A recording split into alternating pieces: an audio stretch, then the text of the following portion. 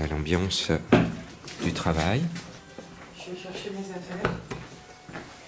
Eh bien, Jean, quelle aventure! Parce que, tu sais, moi je suis un doux rêveur et j'ai été comme vous complètement bouleversé un soir d'avril de voir Notre-Dame de Paris partir en fumée.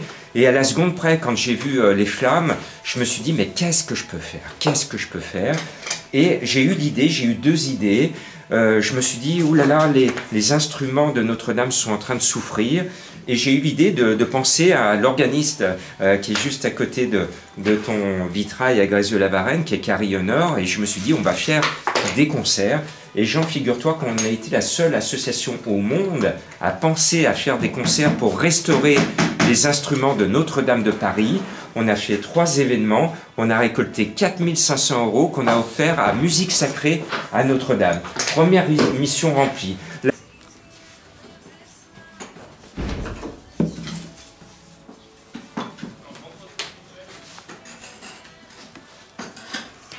Alors Jean, adresse-toi à nos candidats et candidates.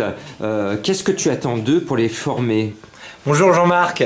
Alors aujourd'hui, pour les former, on a surtout besoin de quelqu'un qui a envie de renouer avec le monde du travail, qui a envie d'apprendre un métier passionnant, de vivre une aventure avec nous sur la restauration des vitraux de Notre-Dame de Paris.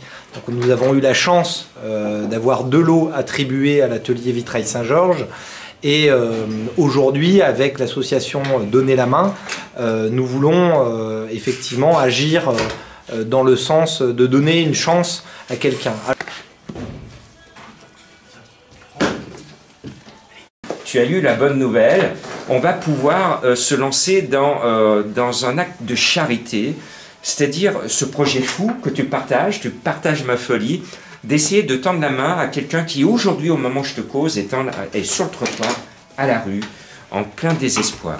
Eh bien, on va tirer cette personne, on va la former chez toi pendant 6 mois, et pendant cette période, elle aura la chance de travailler un peu, beaucoup passionnément, la folie, ou pas du tout, sur un vitrail de Notre-Dame.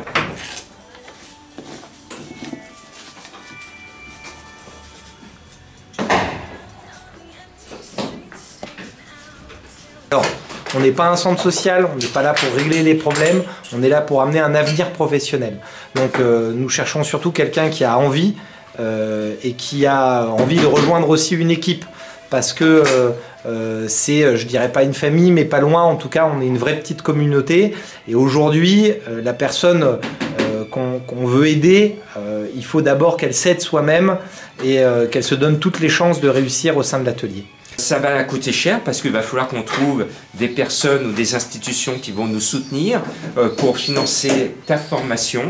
Et on va mettre ce côté de charité qui me tient à cœur, qui te tient à cœur, c'est-à-dire de permettre à quelqu'un qui est à la rue aujourd'hui de dire un jour à ses amis ou à ses enfants, tu vois le vitrail qui est ici à Notre-Dame, eh bien j'ai travaillé dessus, c'est grâce à ce vitrail que je suis sorti de la rue. Donc là, tu vois, c'est comme un conte de fées qu'on est en train de faire, qui est dans la logique de Notre-Dame, l'histoire d'Esmeralda de Quasimodo, c'est cela, c'est la magie de Notre-Dame de Paris.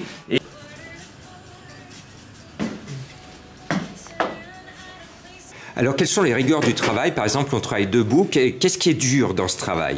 Alors, ce qui est dur, c'est pas tellement le travail en lui-même n'est pas dur, c'est la transition qui est dure. C'est de passer d'un type de métier à un autre. Donc, effectivement, si on n'a pas l'habitude d'être debout tout le temps, ou d'aller en chantier, de travailler des fois par temps froid, des fois par temps chaud, parce qu'il n'y a pas que des désavantages. On a aussi la chance d'accéder à des endroits exceptionnels et extraordinaires.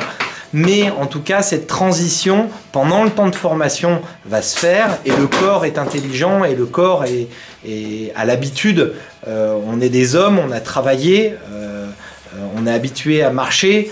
C'est juste qu'il faut renouer avec notre vraie nature et tout se passe bien. La particularité, c'est qu'on travaille debout. Il faudra être assez fort mentalement pour passer au-delà et au bout de 2-3 mois, le corps va s'habituer. Vous allez bien dormir la nuit.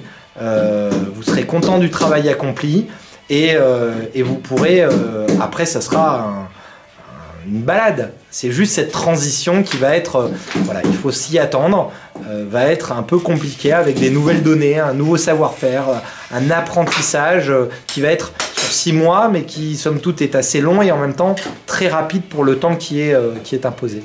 Tout à fait. Qui débouche sur quel diplôme? Alors cette formation diplôme sur un CAP technique du verre option vitrail, donc c'est l'équivalent de coupeur-monteur de vitraux. Cependant, on élargit la formation à ce qui est aux activités annexes avec un petit peu de peinture sur verre, avec un petit peu de fusing, avec un petit peu de Tiffany, avec aussi le travail sur chantier. Et merci à toi Jean de partager cette belle aventure. Tu vois, j'ai plein de frissons, plein d'envie et maintenant on va aller recruter. Je suis en train, j'ai déjà identifié 2-3 personnes. On va continuer et puis on va se retrouver au mois de juin pour l'entretien d'embauche qui va être le premier pas vers cette formation. Et merci Jean. Très bien, merci beaucoup, merci à toi. Merci à toute l'équipe du Vitrail.